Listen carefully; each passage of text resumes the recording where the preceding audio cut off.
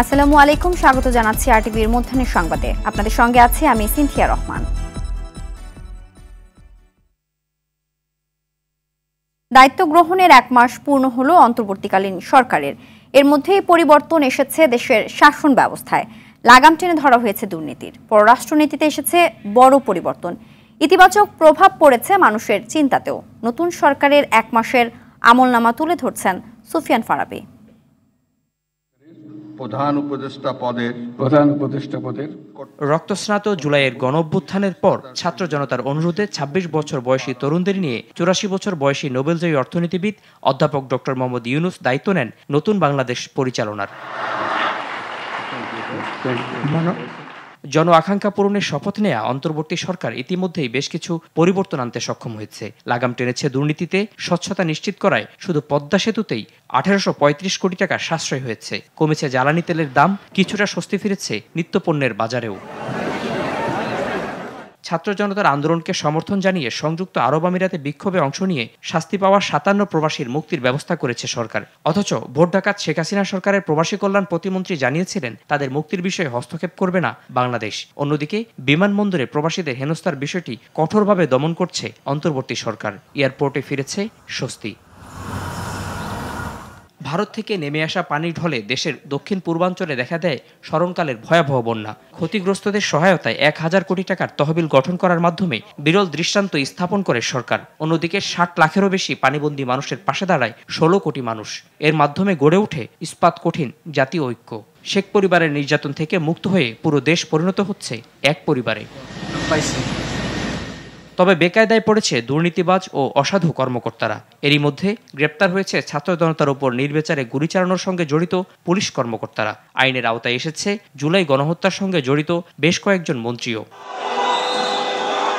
ভারতের প্রতি অনমনীয় সুরে কমেছে সীমান্ত হত্যা। বাংলাদেশি নাগরিক স্বর্ণা দাসকে গুলি করে হত্যা করেছিল বিএসএফ। এর প্রতিক্রিয়াতে কঠোর বার্তা দিয়েছে ঢাকা। তিস্তার পানি বন্টন নিয়েও জানানো হয়েছে দাবি আদায়ের কথা, যা ইতিপূর্বে ছিল অকল্পনীয়। অন্তর্বর্তী সরকারের কাছে মানুষের প্রত্যাশা অনেক, তা পূরণের চেষ্টা চালাচ্ছে সরকার। দ্রুত সময়ে আরো জনবান্ধব সিদ্ধান্ত গ্রহণের মাধ্যমে কাঙ্ক্ষিত লক্ষ্যে এগিয়ে যাবে সরকার, এমনটাই দাবি সবার। সুফিয়ান ফারাবী, আরটিভি।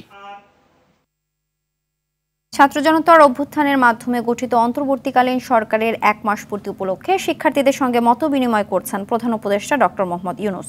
প্রধান উপদেষ্টার কার্যালয়ের শাপলা হল রুমে বেলা 11:30টায় শুরু হওয়া বৈঠকটি দুপুর 1:30টা পর্যন্ত চলবে। এর আগে গেল 12 আগস্ট রংপুরের আবু সাইদের বাড়িতে যান অন্তর্বর্তীকালীন সরকারের প্রধান উপদেষ্টা। এ সময় তিনি বেগম রোকেয়া বিশ্ববিদ্যালয়ের শিক্ষার্থীদের সঙ্গে মত বিনিময় করেছেন। প্রধান উপদেষ্টা হিসেবে শপথ নেওয়ার আগে গত 8 আগস্ট দেশে ফিরে বিমানবন্দরে বৈষম্য বিরোধী ছাত্র আন্দোলনের সমন্বয়কদের সঙ্গে বৈঠক করেন ডক্টর মোহাম্মদ ইউনুস।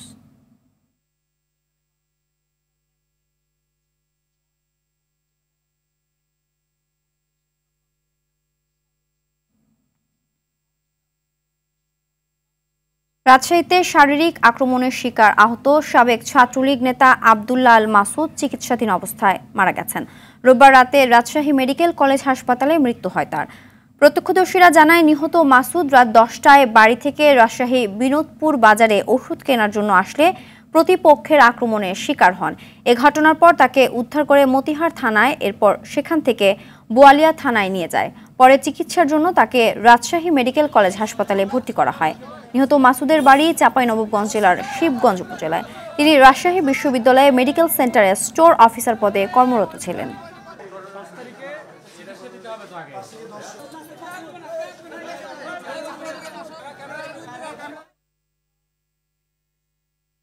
মিয়ানমারের সংঘাতের জেরে কক্সবাজারের টেকনাফে বিভিন্ন সীমান্ত পয়েন্ট দিয়ে ফের রোহিঙ্গা অনুপ্রবেশ শুরু হয়েছে।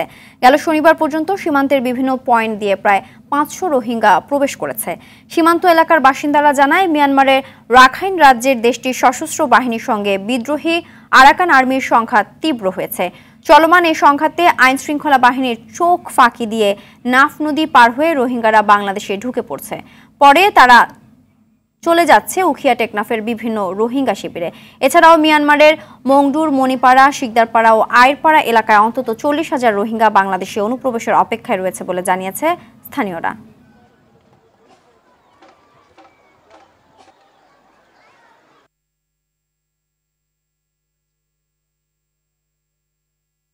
চট্টগ্রামের সীতাকুণ্ডে শিপইয়ার্ডে বিস্ফোরণে দগ্ধ আহমেদ উল্লাহ নামের একজন মারা গেছেন। এ ঘটনায় গুরুতর দগ্ধ হয়ে আরও 7 জন জাতীয় বার্নো প্লাস্টিক সার্জারি ইনস্টিটিউটে চিকিৎসাধীন আছে। ঢাকায় আনার পর ভোরে চিকিৎসাধীন অবস্থায় আহমেদ উল্লাহ মারা যান। বিস্ফোরণের ঘটনায় দগ্ধ 12 জনের মধ্যে 8 জনকে আশঙ্কাজনক অবস্থায় রাজধানীর জাতীয় বার্নো প্লাস্টিক সার্জারি ইনস্টিটিউটে ভর্তি করা হয়। তাদের মধ্যে একজন মারা যায় আর বাকিরা এখন চিকিৎসাধীন আছে। গুরুতর দগ্ধরা হলেন বরকতুল্লাহ, আনোয়ার হোসেন, জাহাঙ্গীর হাবিব, আলামিন, আবুল কাশেম ও খায়রুল। নিরাপত্তা সরঞ্জাম ছাড়া কাজ করা এই দুর্ঘটনা বলে অভিযোগ শিপইয়ার্ডের শ্রমিকদের। শিল্প মন্ত্রণালয়ের অতিরিক্ত সচিব ডক্টর শাহ মোহাম্মদ হেলাল উদ্দিনকে প্রধান করে 6 সদস্যের তদন্ত কমিটি গঠন করা হয়েছে। এর আগে শনিবার সোনাইছড়িতে শিপইয়ার্ডে এই ঘটনা ঘটে। 11টার দিকে আমার সাথে আমার বাবা কথা বলার পরে কিছুক্ষণের ভিতরে কল দিতেছি, কল ধরতেছে না। 14 জন ছিল, ওরা 14 জন ছিল। 14 জনের ভিতরে 7 জনের অবস্থা গুরুতর ছিল। কাটিং করার সময় বাস্ট হয়ে গেছে, তারা ছিল ইঞ্জিলুমের ভিতরে, তো তখন এইভাবে তুলে নিয়ে এসে আর কি। ফেনী সোয়াব উপজেলাতে বন্যার উন্নতি হলেও দাগনভূঞাতে পানি কমছে ধীর গতিতে। গোমতী ডাকাতিয়া নদীর পানিতে তলিয়ে আছে সিন্দুরপুর, রাজাপুর, পূর্ব চন্দ্রপুর, জায়লস্কর, মাতুভূঞা ও রামনগর ইউনিয়ন। দাদনার খালের কারণে গত 1 মাস ধরে পানিবন্দী আছে দাগনভূঞা সদর ও ইয়াকুবপুর ইউনিয়নের মানুষ। বন্যায় কয়েক হাজার মানুষ পানিবাহিত নানা রোগে আক্রান্ত হয়ে জেলার বিভিন্ন হাসপাতালে চিকিৎসা নিচ্ছে। ফেনী বসুরহাট আঞ্চলিক মহাসড়কে বড় বড় গর্ত ও খানাখন্দের কারণ গাড়ি বিকল হওয়ার পাশাপাশি যানজটের সৃষ্টি হচ্ছে। নোয়াখালীতে পানিবন্দী কয়েক লাখ মানুষ পরিবার নিয়ে মানবেতর দিন কাটাচ্ছেন। লক্ষ্মীপুরে পানি কমলেও টাকার অভাবে ঘরবাড়ি মেরামত করা নিয়ে দুশ্চিন্তায় রয়েছেন দুর্গতরা। কুমিল্লার নিচু এলাকায় পানিবন্দী মানুষের দিন কাটছে খেয়ে না খেয়ে।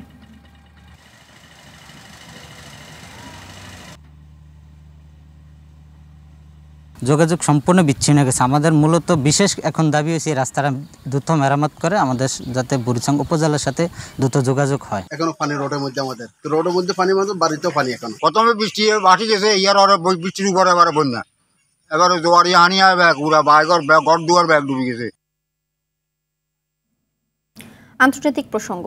প্রধানমন্ত্রীর নিয়োগকে কেন্দ্র করে বিক্ষোভে উত্তাল ফ্রান্স। মধ্য ডানপন্থী রাজনীতিবিদ মিশেল বার্নিয়েকে প্রধানমন্ত্রী হিসেবে নিয়োগের সিদ্ধান্তের প্রতিবাদে বিক্ষোভে নেমেছেন হাজারো মানুষ। শনিবার দেশটির বামপন্থী দলগুলো প্রেসিডেন্ট ম্যাক্রোর বিরুদ্ধে আইনসভা নির্বাচনে কারচুপির অভিযোগ আনে। প্রায় 2 মাসের অনিশ্চয়তার পর বৃহস্পতিবার প্রেসিডেন্ট ইমানুয়েল ম্যাক্রো নতুন প্রধানমন্ত্রী হিসেবে মিশেল বার্নিয়েকে মনোনীত করেন।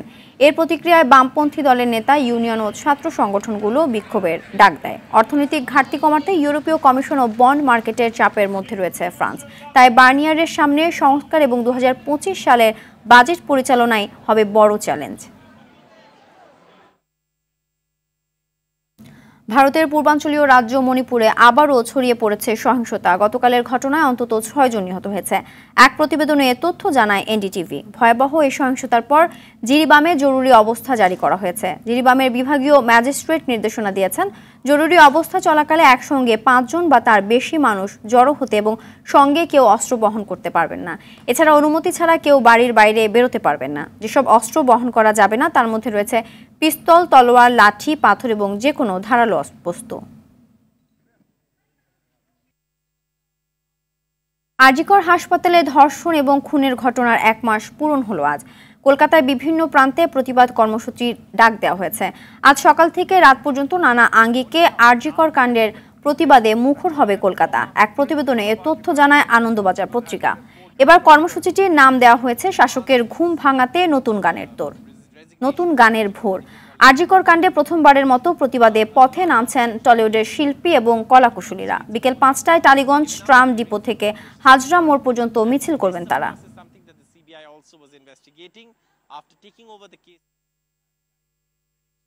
মার্কিন প্রেসিডেন্ট নির্বাচনকে সামনে রেখে প্রতিদ্বন্দ্বী কমালা হ্যারিস ও ডোনাল্ড ট্রাম্পের মধ্যে অনুষ্ঠিত হবে গুরুত্বপূর্ণ একটি টেলিভিশন বিতর্ক। আগামী মঙ্গলবার এবিসির আয়োজনে বিতর্কটি অনুষ্ঠিত হবে পেনসিলভানিয়া অঙ্গরাজ্যের ফিলাডেলফিয়া শহরে। এর আগে হওয়া জাতীয় জরিপের জনসমর্থনে ট্রাম্পের চেয়ে এগিয়েছিলেন কমালা। তবে দোদুল্যমান অঙ্গরাজ্যগুলোতে এখনও হাড্ডাহাড্ডি লড়াই চলছে 2 প্রার্থীর মধ্যে। দ্য গার্ডিয়ানের তথ্য অনুযায়ী সবশেষ 5 সেপ্টেম্বর পর্যন্ত হওয়া জরিপে গড়ে কমালা পেয়েছেন 47.5 ভোটারের সমর্থন আর ট্রাম্প সমর্থন পেয়েছেন 43.2 9% ভোটারের। এদিকে রিপাবলিকান নেতা ডিক চেনি ডেমোক্রেটিক প্রার্থী কমালাকে ভোট দেওয়ার ঘোষণা দিয়েছেন। নিজ দলের প্রার্থী ডোনাল্ড ট্রাম্পকে রিপাবলিকানদের জন্য হুমকি উল্লেখ করে ঘোষণা দেন যুক্তরাষ্ট্রের সাবেক ভাইস প্রেসিডেন্ট।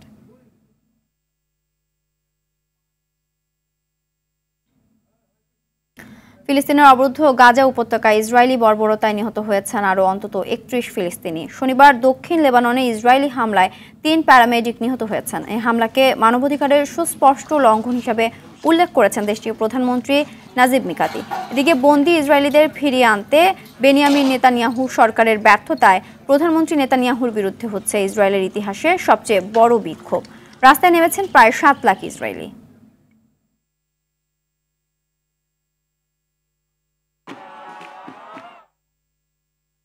খেলার খবর, ফুটবল। ভুটানের বিপক্ষে দ্বিতীয় আন্তর্জাতিক প্রীতি ম্যাচে রোববার মুখোমুখি হবে সফরকারী বাংলাদেশ। প্রথম ম্যাচে 3 পয়েন্ট পেলেও প্রত্যাশা অনুযায়ী খেলতে পারেনি লাল সবুজের প্রতিনিধিরা। এই ম্যাচে তাই ভুলগুলো শুধরে আরও ভালো খেলার লক্ষ্য জামাল ভুঁইয়াদের। আরও জানাচ্ছেন আতিকুল ইসলাম শাকিল। আগে থেকেই লক্ষ্য ছিল ভুটানের বিপক্ষে 2 ম্যাচেই জয় তুলে নিয়ে ফিফা র্যাঙ্কিংয়ে নিজেদের অবস্থানের উন্নয়ন ঘটানো। প্রথম ম্যাচে বাংলাদেশ জয় তুলে নিলেও খেলার মানে সন্তুষ্ট হতে পারেনি ফুটবল প্রেমীরা। তবে দ্বিতীয় ম্যাচে বাংলাদেশ সমস্যাগুলো কাটিয়ে উঠতে পারবে বলে মনে করেন সহকারী কোচ হাসান আল মামুন। আমাদের প্রতিপক্ষ কিন্তু এখানে আলটিটিউডও এবং এদের যে ট্রাফ আমরা অনেকটা মানিয়ে নিয়েছি। তো আমাদের ছেলেরা এখন আশা করছে যে কালকে একটা বেটার ম্যাচ খেলবে, যেটা যে ছোটখাটো সমস্যাগুলো ছিল প্রথম ম্যাচে সেই সমস্যাগুলো আমরা এই ম্যাচে কাটিয়ে ভালো একটা ম্যাচ খেলে ইনশাল্লাহ এই ম্যাচে বিজয়ী হয়ে ফিরবে ইনশাল্লাহ। অপরদিকে বাংলাদেশ দলের অধিনায়ক মনে করেন প্রথম ম্যাচে পূর্ণ পয়েন্ট তুলে নিয়ে অর্ধেক কাজ সম্পন্ন হয়েছে। দ্বিতীয় ম্যাচেও ভুটানকে হারিয়ে শতভাগ সফলতা ঘরে তুলতে চান জামাল ভুঁইয়া। টুমরো টিমের জন্য ইটস দ্য ফাইনাল, কারণ আমরা ফার্স্ট ম্যাচ জিতছি আর আমরা আরো 3 পয়েন্ট নিতে চাই। সো লক্ষ্য হচ্ছে 3 পয়েন্ট, আর বাংলাদেশ গেলে আমরা সবাই হ্যাপি থাকবো। প্রথম দিনের মতো দ্বিতীয় ম্যাচটিও হবে চাংলি মিথাম স্টেডিয়ামে। খেলাটি শুরু হবে বাংলাদেশ সময় সন্ধ্যা 6টায়। আতিকুল ইসলাম শাকিল, RTV। মধ্যাহ্নের সংবাদ এ পর্যন্তই। সবশেষ সংবাদ জানতে যে কোনো মোবাইল ফোন থেকে 24141 নম্বরে ডায়াল করুন। দুপুরের সংবাদ পৌনে 2টায় দেখার আমন্ত্রণ রইল। ধন্যবাদ সবাইকে।